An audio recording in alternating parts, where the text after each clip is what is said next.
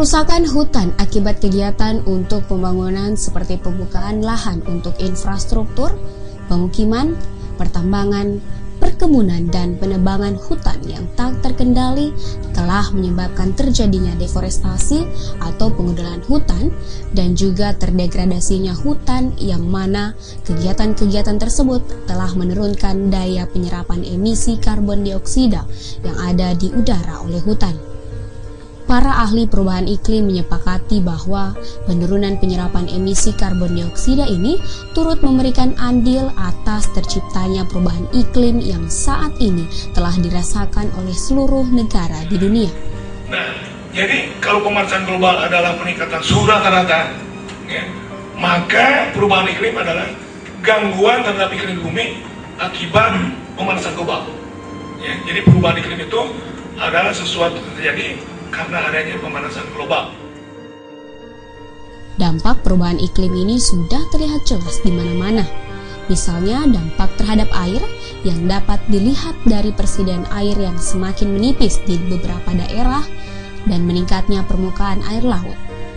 Dampak pada ekosistem misalnya kerusakan yang terjadi pada terumbu karang, meningkatnya kepunahan jumlah satwa langka, atau kondisi cuaca yang ekstrim seperti kebakaran hutan, musim kemarau yang berkepanjangan sehingga terjadi kekeringan, serta banjir di musim hujan yang disebabkan antara lain karena hilangnya serasah dan akar-akar pohon penahan, resapan air di lereng gunung karena hutannya sudah habis dibabat oleh pihak yang tidak bertanggung jawab. Bagi masyarakat adat dan komunitas lokal, khususnya yang bertani, dampak perubahan iklim yang mereka rasakan adalah perubahan pada pola kerja dan pola tanam, sehingga masyarakat tak dapat merencanakan kapan waktu tanam ataupun waktu panen yang tepat. Kalau dulu itu, karena hutan masih lebat, biasanya 6 bulan baru hujan. Itu bulan 5 sampai bulan 10 baru hujan. Kan kalau di sini nggak tentu. Pokoknya tiap bulan hujan lah di sini. Musim itu mengakibatkan perubahan pola kerja dan pola tanam. Pengundulan dan pengerusakan hutan yang merupakan salah satu penyebab dampak negatif dari perubahan iklim telah menjadi perhatian utama negara-negara maju di dunia, yang kemudian lewat pertemuan internasional para pihak mencetuskan sebuah skema penanganan perubahan iklim yang dikenal dengan skema REDD+. Skema ini merupakan sebuah mekanisme internasional yang memberikan insentif positif atau kompensasi bagi negara-negara berkembang yang berhasil mengurangi emisi melalui kegiatan melestarikan hutan, baik dengan cara menghindari pengundulan dan pengerusakan hutan, mengkonsumsi, meningkatkan cadangan karbon, ataupun dengan penerapan pengelolaan hutan yang lestari. Indonesia merupakan salah satu negara berkembang yang ikut aktif memunculkan konsep REDD+. Negara dengan penduduk sekitar 237 juta jiwa ini tengah mengembangkan langkah-langkah menuju persiapan implementasi REDD+. Terkait dengan hal ini, UN-REDD, sebuah program kerjasama antara Kementerian Kehutanan Republik Indonesia beserta UNDP, turut memberikan dukungan pada pemerintah Indonesia dalam upaya mencapai kesiapan implementasi REDD+.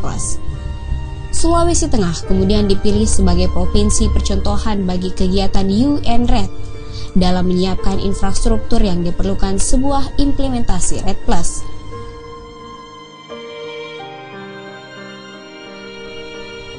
Sulawesi Tengah merupakan provinsi di bagian tengah Indonesia yang beribu kota di Palu dengan luas lahannya yang mencapai 68.089,83 km persegi, sekitar 4.394.932 hektar lahan di Sulawesi Tengah atau 64% dari wilayah provinsi ini merupakan kawasan hutan.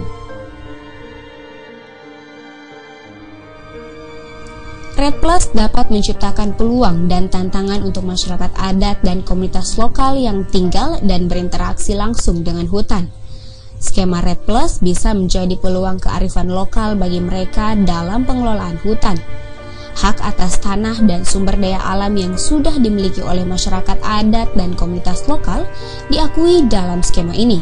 Sedangkan tantangan yang mungkin akan dihadapi oleh sekelompok masyarakat ini adalah jika pemerintah dan pemrakarsa skema Red Plus mengabaikan hak-hak masyarakat adat dan komunitas lokal yang telah tumbuh berkembang secara turun-temurun selama ini.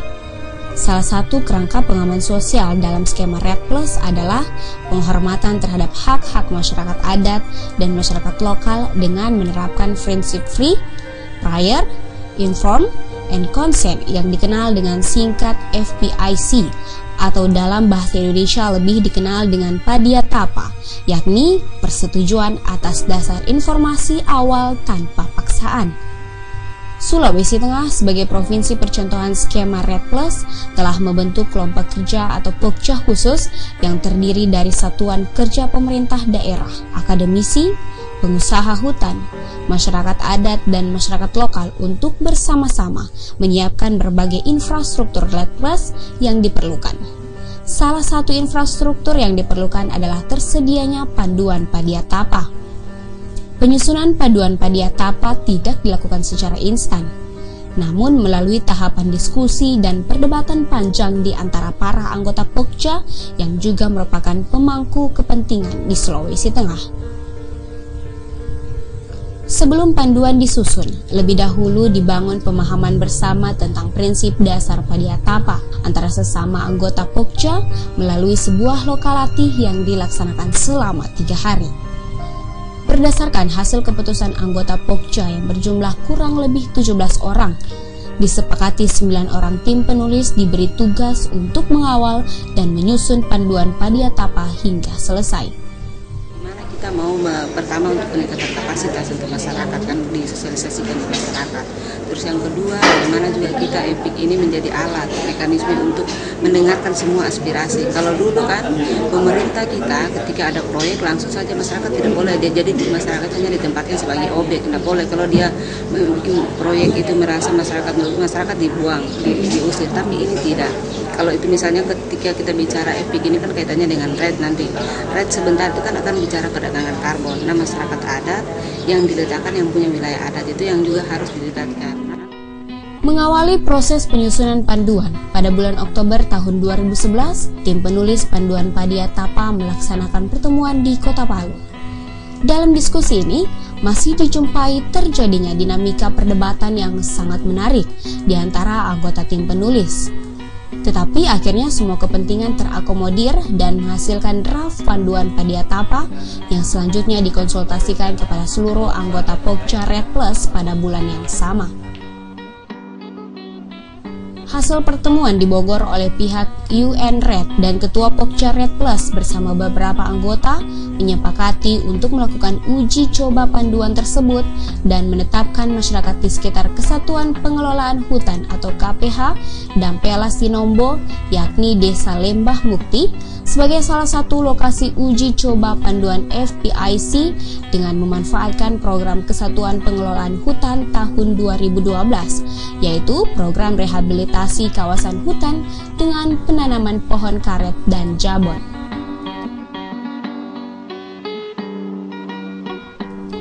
Penyempurnaan panduan Padiatapa dilakukan dalam diskusi konsinyasi pada bulan Desember 2011. Kegiatan ini bertujuan mensinergikan konsep panduan Padiatapa dengan alat-alat penyampaian pesan komunikasi berdasarkan masukan dan saran dari para pihak. Finalisasi panduan Padiatapa dilaksanakan pada bulan Januari 2012. Dalam diskusi finalisasi ini, selain menyempurnakan panduan, juga membicarakan rencana uji coba panduan di tingkat tapak. Pelaksanaan uji coba dilakukan dengan melibatkan beberapa fasilitator. Sebelum calon fasilitator bekerja di masyarakat, terlebih dahulu mereka diberikan pelatihan atau pembekalan pemahaman terkait skema Red Plus dan kerangka pengaman Padiatapa.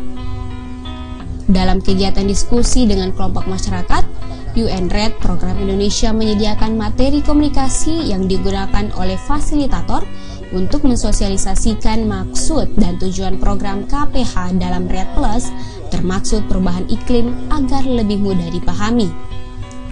Selain penggunaan media berupa cerita bergambar tentang dampak negatif perubahan iklim dan bagaimana cara mengantisipasinya, yang menjelaskan pengertian dasar tentang emisi karbon serta informasi lainnya terkait dengan REDD+, dipakai juga media lainnya yaitu dalam bentuk poster berdiri.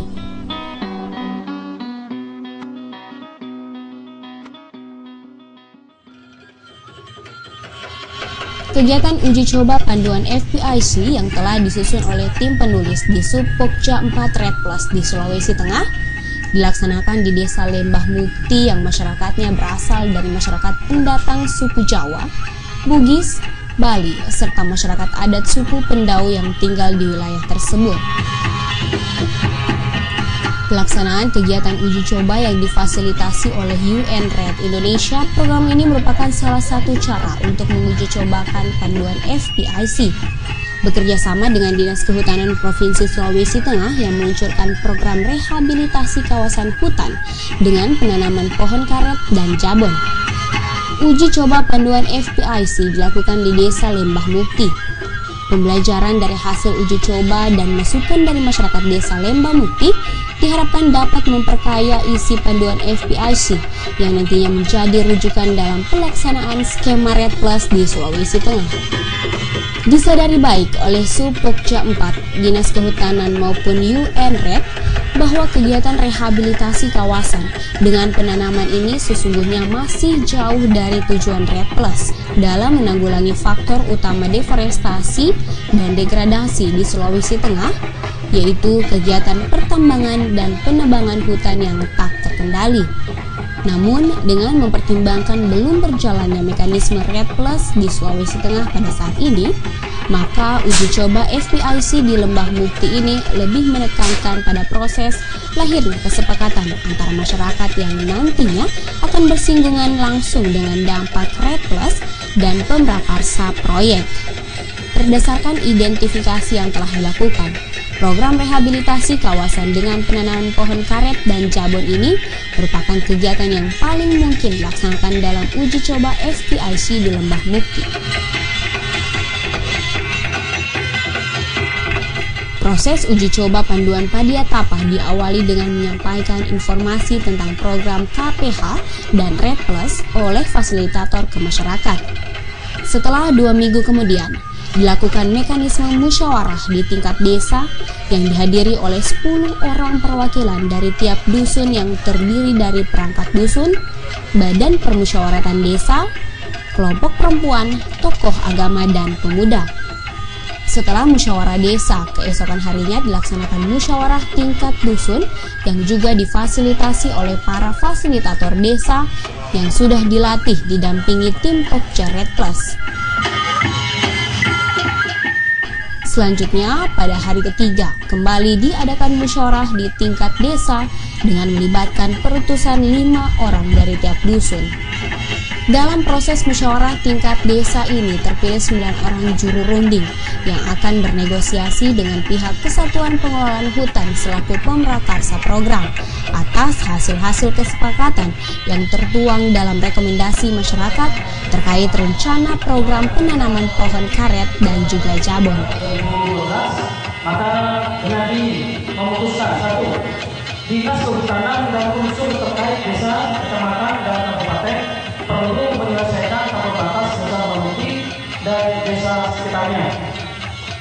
2. Untuk mensukseskan program KPH di desa Lembah Mukti perlu ada kejelasan status lahan masyarakat dan wilayah KPH.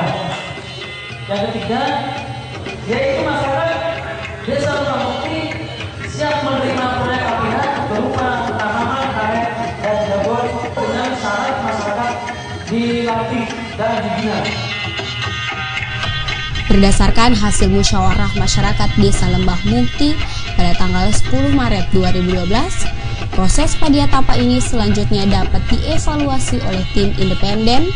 Pada bulan Juni 2012, tim evaluasi independen mengunjungi Desa Lembah Mukti selain berdialog dengan masyarakat, juga sekaligus mengevaluasi panduan tentang proses Padiatapah.